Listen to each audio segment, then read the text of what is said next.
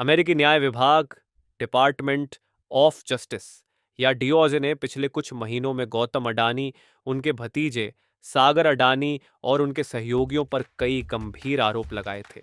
लेकिन अब विभाग ने उन सभी आरोपों को हटा लिया है। अमेरिकी अदालत ने इस पर जवाब मांगा था कि विभाग ने ये आरोप क्यों हटाए और इसके पीछे की असली वजह क्या है। आइए इस पर करीब से नजर डालते हैं।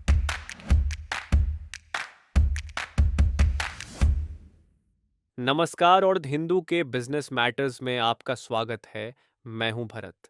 अमेरिकी न्याय विभाग ने पिछले हफ्ते वहां की एक अदालत को बताया कि अडानी और उनके सहयोगियों पर लगाए गए आरोप एक विदेशी मामले से जुड़े हैं। अगर अमेरिका इसमें दुनिया के पुलिस वाले की भूमिका निभाता तो इससे कूटनीतिक रिश्ते खराब हो सकते थे। लेकिन बात सिर्फ यहीं खत्म नहीं होती। न्याय विभाग की तरफ से अदालत को सौंपे गए 10 पन्नों के दस्तावेज में कई बातें कही गई हैं, लेकिन इनमें से 5 मुख्य बातें सबसे जरूरी हैं।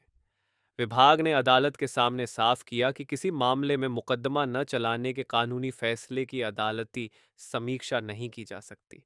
Principal associate deputy attorney general R Trent McCarter के दस्तखत वाले इस जवाब में कहा गया है कि अगर अदालत ऐसी समीक्षा करने लगी तो यह कुछ ऐसा होगा जैसे न्याय विभाग अपीलीय जजों से यह पूछने लगे कि उन्होंने सिर्फ एक लाइन लिखकर किसी मामले में राहत देने से इनकार क्यों कर दिया।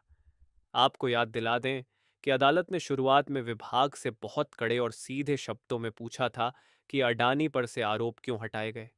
माइकार्टर ने चेतावनी दी कि किसी खास मामले में आरोप हटाने की वजह मांगने से विभाग के अंदरूनी विचार विमर्श और बहसें आम हो जाएंगी, जो कि कानूनी तौर पर हमेशा गोपनीय रखी जाती हैं।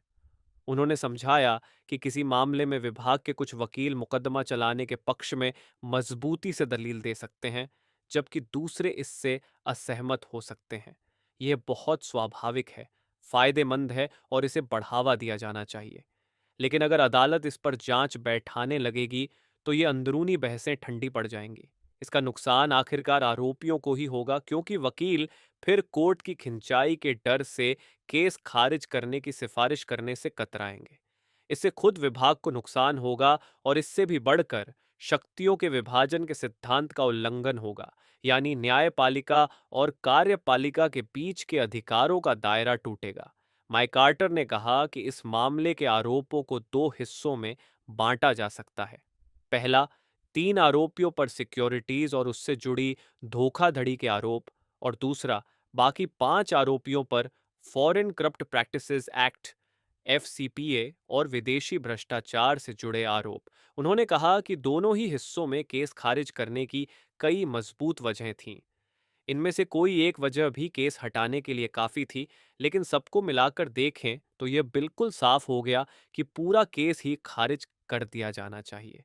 जिस एफसीआईए के तहत अडानी पर आरोप लगे थे, उन्होंने साफ किया कि अमेरिका के नजरिए से यह पूरी तरह एक विदेशी मामला था। उनके अपने शब्द थे, यह मामला कुछ भारतीयों और शायद एक दो यूरोपियनों का था, जिन्होंने जटिल भारतीय रीबेट प्रोग्राम्स के जरिए भारत सरकार को पैसे देकर दूसरे भारतीयों को रिश्वत देने की कोशिश की, ताकि भारत में ही भारतीयों को बिजली सप्लाई करने का भारतीय कॉन्ट्रैक्ट मिल सके। उन्होंने कहा कि अमेरिका का ग्लोबल पुलिस बनना कूटनीतिक तनाव पैदा कर सकता था, और अगर इस केस को आगे नहीं बढ़ाया जाता तो अमेरिका के घरेलू संसाधनों का इस्तेमाल देश की अंदरूनी समस्याओं को सुलझाने में बेहतर तरीके से हो सकता है। भारत अपने अंदरूनी सिस्टम को वॉशिंगटन या ब्रुकलिन के वकीलों की तुलना में कहीं बेहतर तरीके से संभाल सकता है। उन्होंने ये भी ध्यान दिलाया कि खुद भारत ने इस मामले से जुड़े कई आरोपों की जांच की थी, और साल 2026 में आई कई रिपोर्टों और फैसलों में किसी भी तरह की गड़बड़ी या गलत काम की बात सामने नहीं आई।